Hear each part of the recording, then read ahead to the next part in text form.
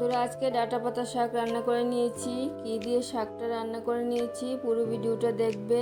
রেসিপিটা ভালো লাগলে অবশ্যই একটা লাইক দিয়ে দেবে। ডাঁটা শাকগুলি বেছে ধুয়ে নিয়েছি, শাকগুলি কেটে নেব। আর নিয়ে নিলাম কিছু কাঁঠালের বিচি, এগুলিও কেটে নেব। শাকগুলি কেটে নিয়েছি আর কাঁঠালের বিচিগুলিও কেটে নিয়েছি। এরকম পাতলা পাতলা করে গোল গোল করে কেটে নিয়েছি। আর নিয়ে নিলাম কিছু রসুন আর কাঁচা লঙ্কা। রসুনটা একটু বেশি করে দিতে হবে। রসুন কাঁচা লঙ্কাটা থেঁতো করে নিয়েছি। আর নিয়ে নিলাম কালো জিরে, দুটো শুকনো লঙ্কা। কড়াইটা বসিয়ে দিয়েছি। কড়াইয়ের মধ্যে পরিমাণ মতো সরিষার তেল দিয়ে দিলাম।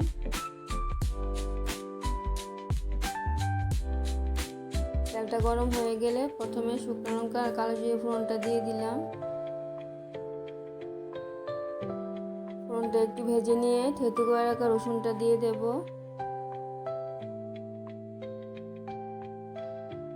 রসুনটা হালকা ভেজে নেব। রসুনটা হালকা ভাজা হয়ে গেলে কাঁঠালের বিচিগুলি দিয়ে দিলাম।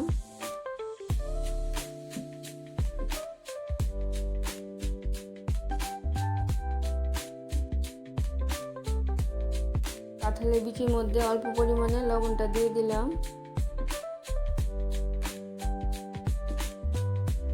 কাঁঠালের বিচিগুলি 1 মিনিটের মতো নাড়িয়ে চাড়িয়ে দিচ্ছি।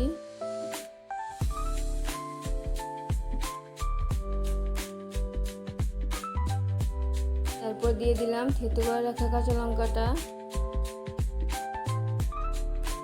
কাঁচা লঙ্কাটা একটু নাড়িয়ে দিয়ে ডাঁটা পাতার শাকগুলি দিয়ে দেব।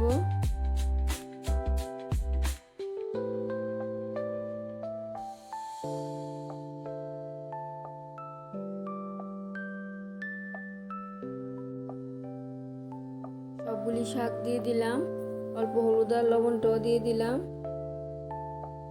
আর দিয়ে দিলাম অল্প পরিমাণে জল। শাকগুলি ভালো করে নাড়িয়ে চাড়িয়ে দিচ্ছি।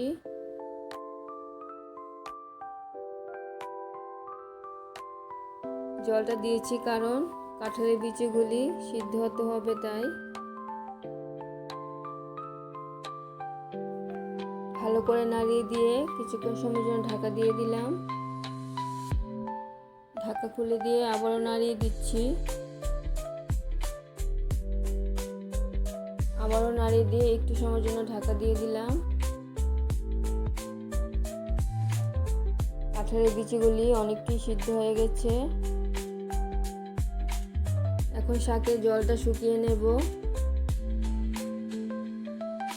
শাকের রেসিপিটা যদি তোমাদের ভালো লেগে থাকে তাহলে আমার চ্যানেলটাকে সাবস্ক্রাইব করবে, আমার পাশে থাকবে, লাইক কমেন্ট শেয়ার করবে। শাকের জলটা অনেকটাই শুকিয়ে গেছে। সামান্য পরিমাণে চিনি দিয়ে দিলাম। চিনিটা দিয়ে একটু কষিয়ে নিয়েছি। তোমরা যদি চিনিটা দিতে না চাও তাহলে দেবে না। কাঁঠালের বিচি দিয়ে ডাঁটা পাতা শাক একদম কমপ্লিট হয়ে গেছে। তোমরা ওইভাবে বানিয়ে খেয়ে দেখবে, দারুণ খেতে হয়। আরেকটা রেসিপি বানিয়ে নিয়েছি, কুমড়ো ভর্তা। পুরো ভিডিওটা দেখবে।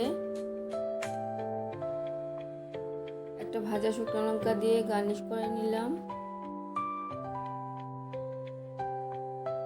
আর বানিয়ে নিলাম কুমড়ো ভর্তাটা। অল্প পরিমাণে কুমড়ো নিয়ে নিলাম। কুমড়োটা কেটে ধুয়ে নিয়েছি। আমার কাছে বেশি কুমড়ো ছিল না, তাই অল্প কুমড়ো দিয়ে রেসিপিটা রান্না করে নিয়েছি। অল্প হলুদ আর অল্প চিনি দিয়ে কুমড়োটা মেখে নিলাম। কুমড়োটা মিষ্টি ছিল না, তাই অল্প চিনি ব্যবহার করে নিলাম। কড়াইটা বসিয়ে দিয়েছি। কড়াইয়ের মধ্যে অল্প পরিমাণে সরিষার তেল দিয়ে দিলাম।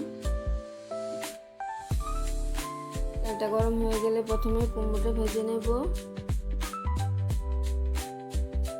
তোমরা যে কুমড়োটা দিয়ে রেসিপিটা রান্না করে নেবে, যদি মিষ্টি থাকে তাহলে চিনি দেওয়ার দরকার হবে না। কুমড়োটা উল্টে পাল্টে ভালো করে ভেজে নিচ্ছি। কুমড়োটা ভাজা হয়ে গেছে, অল্প পরিমাণে লবণ দিয়ে দিলাম। লবণটা দিয়ে কুমড়োটা একটু সিদ্ধ হওয়ার জন্য ভেজে নিচ্ছি। কুমড়োটাও সিদ্ধ হয়ে গেছে। এই তেলটার মধ্যে আর একটু সরিষার তেল দিয়ে দিলাম। নিয়ে নিলাম কয়েক টুকরো রসুন, পেঁয়াজ, কাঁচা লঙ্কা, 2-3টে শুকনো লঙ্কা। তেলটা গরম হয়ে গেলে প্রথমে শুকনো লঙ্কাটা ভেজে নিচ্ছি।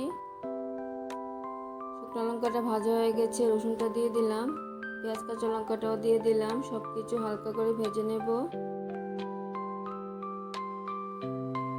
তোমরা তোমাদের পরিমাণ মতো সব কিছু নিয়ে নেবে।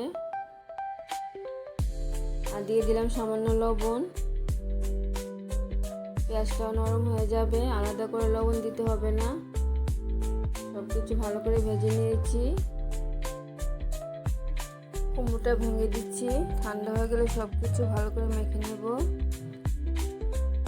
সব কিছু হাত দিয়ে ভেঙে দিয়েছি, ভর্তাটাও মেখে নিয়েছি।